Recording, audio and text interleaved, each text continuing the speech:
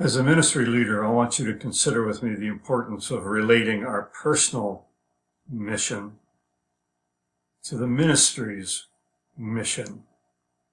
Will you walk with me through this, and I'll share some personal examples as well. Personal mission versus ministry mission. You know, if they don't fit, there's going to be conflict. And we want to avoid that conflict, and so we want to be careful about this. The personal mission of the ministry leader answers the question, what is God calling you to do?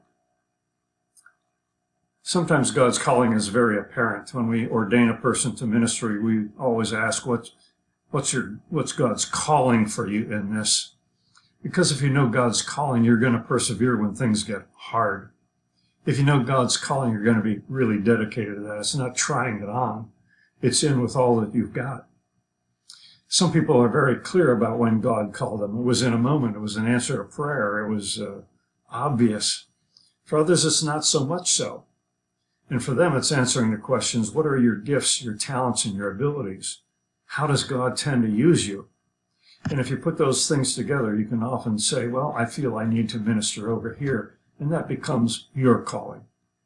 Your mission is how you will lead the ministry so that the ministry does not lead you. In other words, you want to fit if your leadership's going to work. The ministry has a mission of its own. What is God calling the ministry to do? What's the biblical foundation of that mission? Most churches, for example, or a lot of Christian organizations, will form around the Great Commandment and the Great Commission. The Great Commandment, to love the Lord your God with all your heart, soul, strength, and mind, and to love your neighbor, and the Great Commission, to make disciples in all the world. And so at our church, we say love God, love others, and make disciples. That's the biblical foundation. That mission unifies all the goals. So we have goals centered around those three issues, and we evaluate everything about how we're doing. Things sometimes have to go because they're not working well for the goals that we have. And so that's always developed further by the leadership team. With the leadership team, that ministry mission has to be said over and over in newer and fresher ways all the time so that it's rigorously maintained. Because individuals within the leadership team may vary a slight bit. But to hold what we're doing together is very important to us. And so the fit. What is God calling you to do with what is God calling the ministry to do? Your gifts, talents, abilities, how God tends to use you, your ministry, your mission so that you lead the ministry well. As a leader, you're going to come out of your mission most likely, so that the ministry doesn't lead you and frustrate you.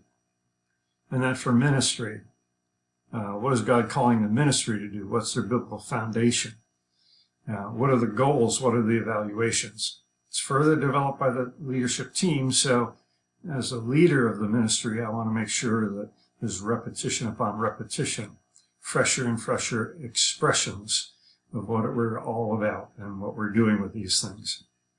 So those are some of the foundations, some of the definitions that I want us to work with, and go to some personal illustrations. My call to pastoral ministry was very profound. I had no idea what I wanted to do into my third year of university, well after you should declare a major. And so I was in a difficult time, and God in a very focused way called me to pastoral ministry. And so that sustained me for 50 years. I know what I'm doing. And almost immediately gifted me in a particular way with regard to faith, I think, but also specifically with what I call encouragement.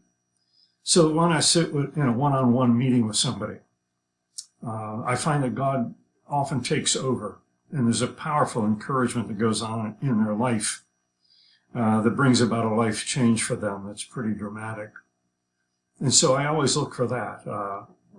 I'm a pastor. I use this giftedness to care for people, especially one-on-one. And where? I like to do that on a multiple staff and have all my career. On a multiple staff, I can find my fit and the fittings of others together so that those gifts work together. And so I'm never disqualified because I don't want to do the admin, let's say. And I find myself where I don't have to do as much admin. So those are some things that work for me. I had to fit, initially I fit into an organization that worked well. That is a district and national organization. It's not the body that I grew up in, but I chose them out of who I am, knowing that I would fit with this group well. And so everything that I've done with that group. Secondly, my ministry emphasis changed at one point. I felt now God calling me to plant a church. And so I began leaning into that. And it came about with another pastoral change I was considering.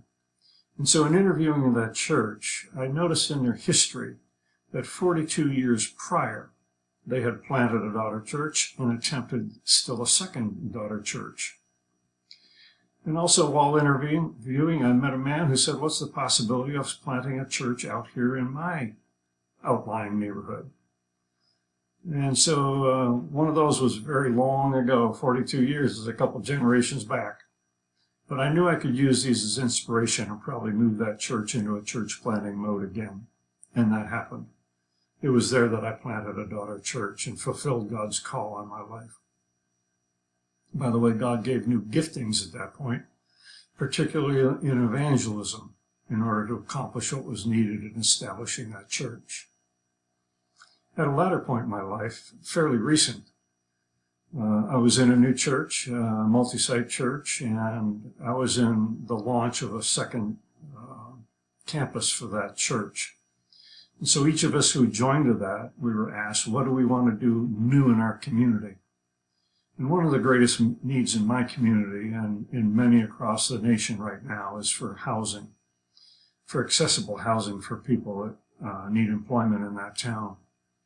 And so I wanted to apply tiny house principles in order to help the moderate and really low income people be able to get good, safe, and respectful housing.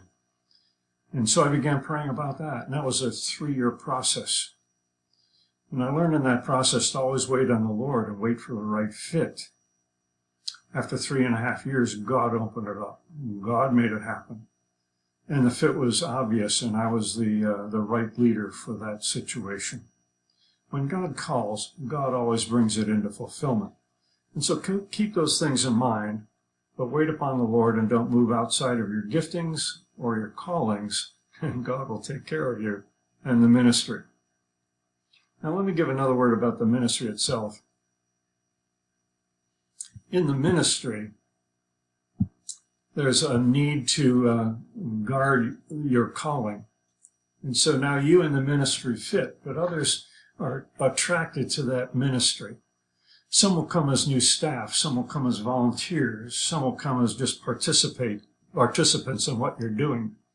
And now the ministry needs to be asking questions. The ministry mission answers the question of what the organization should be doing. And the challenge for that ministry leader within that ministry is to deal with the differences between what people coming into the organizations want to do and what the mission's called to do. So sometimes you have to actually give an exit interview to people and say, oh, this is probably not the right place for you then. You don't understand our mission. You're not agreeing with our mission. And so you don't want to be competitive and you don't want to feel put off by what we do. And so let's be careful to understand that the ministry mission will have to be maintained by the ministry leader and the ministry statements against all comers. And so there's just a quick review of the things that we need to guard ourselves about with regard to serving the Lord as a ministry leader.